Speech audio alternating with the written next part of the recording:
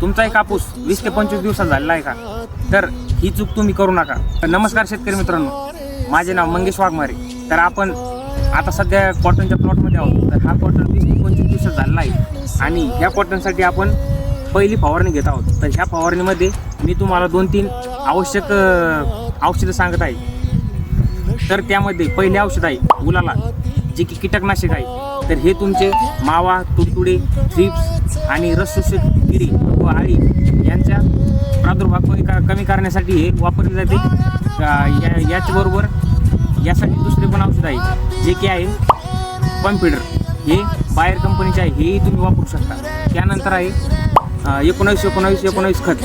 तर हे यामध्ये NPK कंटेंट आहे. तर नायट्रोजन जे की तुमच्या झाडाच्या वाढीसाठी आहे आणि फॉस्फरस जे की तुमच्या झाडाच्या मुळे स्ट्रॉंग होण्यासाठी मदत करते आणि पोटॅश आहे जे की झाडाची ग्रोथ वगैरे चांगली होण्यास मदत करते.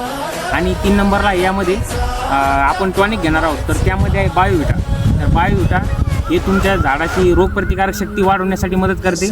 त्याचबरोबर झाडाची ग्रोथ वगैरे चांगली होण्यास मदत करते.